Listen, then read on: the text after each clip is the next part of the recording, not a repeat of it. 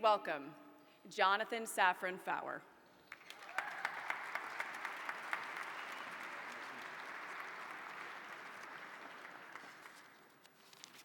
Hello. Thank you. There's an old Jewish saying that a man is judged by the words his friends choose to say about him.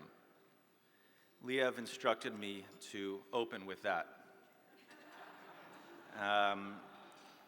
Liev has the handwriting of a doctor, so I'm just going to do my best as I move through this.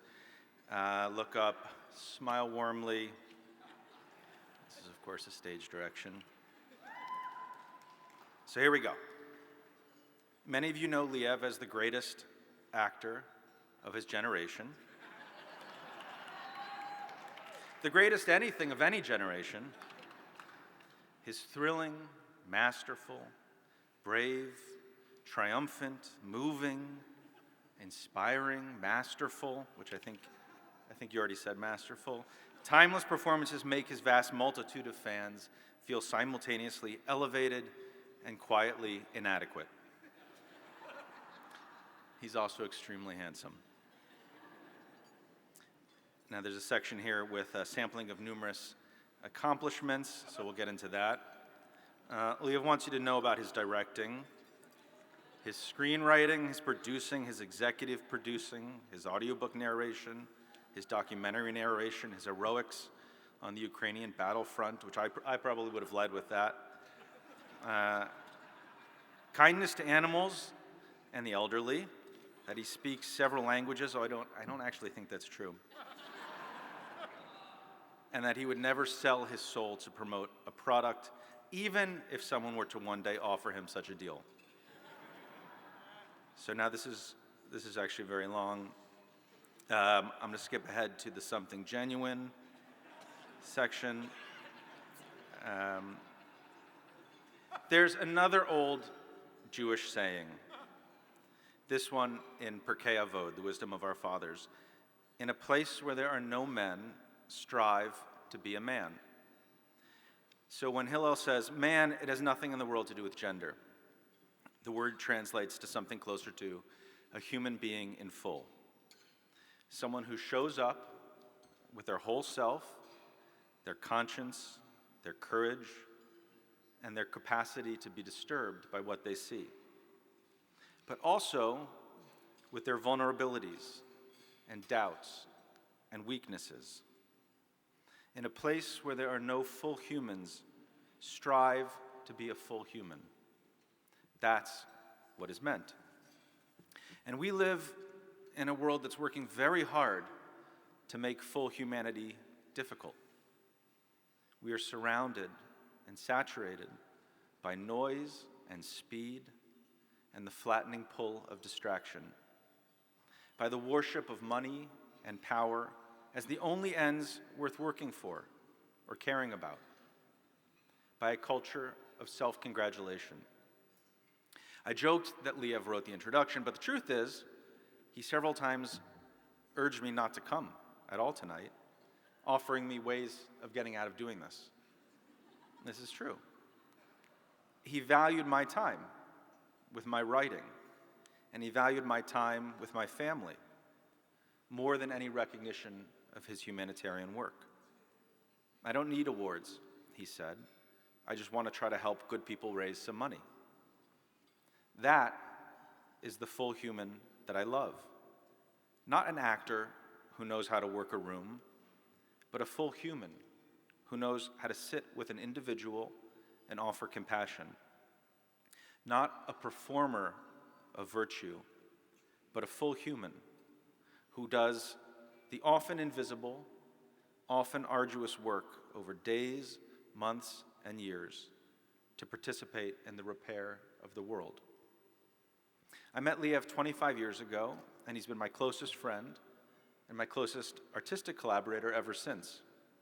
He's also been a role model. In a place where there are no full humans, strive to be a full human. It's Liev's humanity that we're here to celebrate tonight, and the best way to do so isn't with applause, and it isn't with a prize, but by following his lead and doing the often invisible, often arduous work of repairing the world. He's also very handsome. Please join me in welcoming Liev Schreiber as we honor him with the Hausman Humanitarian Award.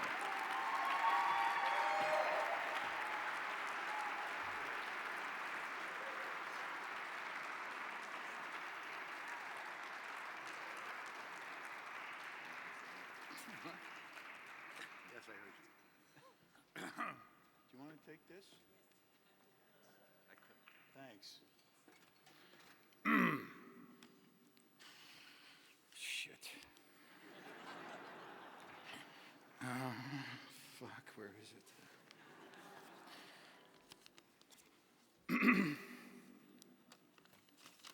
Okay.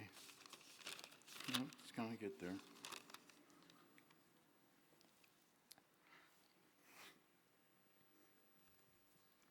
I'm sorry.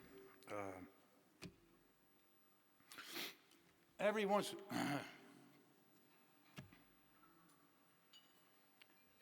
in a while, at these things, somebody, you write something and then somebody says something, and then you realize the thing you wrote doesn't compare to what the thing the person said is. And I'm a very competitive person. And this is the second time that this has happened between me and Jonathan. I once wrote a screenplay about a guy who goes to Ukraine to find out what it means to be Ukrainian and gets rolled by a Ukrainian prostitute. It wasn't good. And then I read Jonathan's novel, Everything is Illuminated, which was extraordinary. And I met him and I begged him if I could adapt an excerpt of that novel, and he said yes.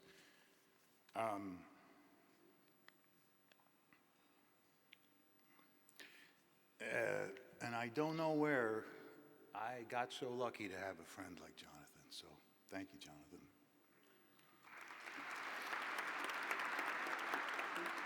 We used to call we had this thing where we would record voice memos of our dreams, but Jonathan's idea was, I'm sorry, I'm going off script. I apologize. I might ramble. If I do, maybe just applaud or something, and I'll get on with it.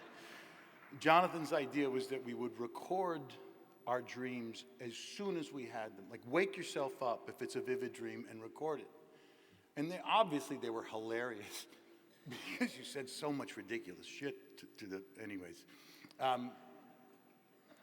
This was not in my speech, but it suddenly occurred to me. I had a dream about Jonathan 2 nights ago, and I'm not like a airy fairy. I'm a very serious person, but I think I've worked out what my dream was, and it suits this night perfectly. I haven't told him this yet, but I had a dream that we were linked arm in arm. Like Hell Week for the Navy SEALs, when they link arm in arm and they spend a week with the water washing over them, like till they almost die. Well, I saw a documentary about this because I was researching a part. I play a lot of military people, and I was researching a part, and I found out that what the instructors are looking for are the people who are thinking about the person next to them. Because that apparently gives you a kind of superpower to survive. If you're not thinking about yourself, if you're thinking about the person next to you. So that's who these guys select. They select the guys, and it turns out that you actually survive this horrible, horrible thing by not thinking about yourself, by thinking about the person next to you. If you know Jonathan and I, and some of you here do, neither of us would ever really try out for the Navy SEALs. But my point is that that's a big piece of what this kind of night is about. I don't know how I'll tell you later, got around to that. But I was just so moved by what he said, and I thought about that, and it made me think about Blue Check and where Blue Check came from. Blue Check was not some heroic enterprise of mine. I have very little to do with Blue Check. I'm the face guy who raises money.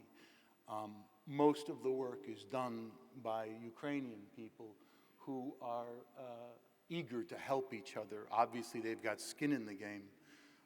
Most of the work is done by the volunteers who identify those people. Most of the work is done by Ropes and Gray, for example, who vet and verify those people. We're 4 guys with day jobs, and so we can deliver 95 cents on the dollar. And that was a problem that I saw when I looked at international NGOs and how slow the money was and how little they were giving. But that wasn't, and I don't want to cannibalize international NGOs because they're extraordinary, but that wasn't the reason I got involved. The reason I got involved was because I was freaked out. I was freaked out that we could have a ground war in Eastern Europe in our time, that was happening, and that I had spent the last 8 years on a television show, and what was I going to do to show my children what humanity really was about? And that piece about when you're confused, and it's a very confusing world, as Jonathan points out, there's a lot of complexity in it right now. When you don't know what to do, the idea of thinking about someone else, the idea of reaching out beyond yourself and extending yourself is extraordinarily good advice. And I don't know how I got from that Navy SEAL dream to this or back to my initial speech, but I just figured it out, which is one of the people that I met. And first of all, I want to thank very much Liz for including me, Liz Cohn.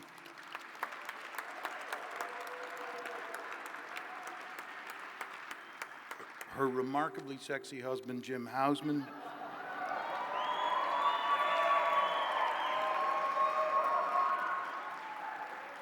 Laura Hickman, Linda Laul, Peter Anzalone, Jillian Angus, and Gabriela Hernandez for showing me who you are and what you do. And an example of what I'm talking about, because I really do believe in this now. There's not a lot that I believe in this, but this idea of getting off yourself in times of confusion is really important. And when I was talking to the people at ADAPT, and I asked to meet some of the employees, one of the people I was fortunate enough to meet as I was getting to know the organization was a woman named Noha El-Malla. Noha is a mother of 3, and she's been working for ADAPT as an intake coordinator for the past 4 years. For those of you who don't know what an intake coordinator is, she meets the parents as they kind of introduce their kids to the program, these parents of children with special needs. And she offers them, for many of them, for the first time in their lives, who are going through this kind of overwhelming experience of having a child with special needs, she offers them real, immediate, actionable help, resources, support, encouragement, and most importantly, hope. And what I was so taken by when I spoke to Noha was how much she loves her job, despite the fact that she makes nearly 30% less than the average DOE employee who doesn't even deal with special needs children. She loves where she is in her life because she loves the people that she works with and the community that she serves.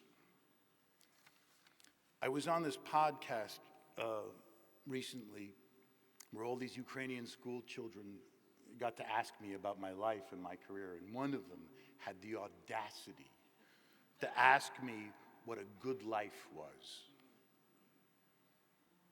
And immediately, Noha sprang to my mind.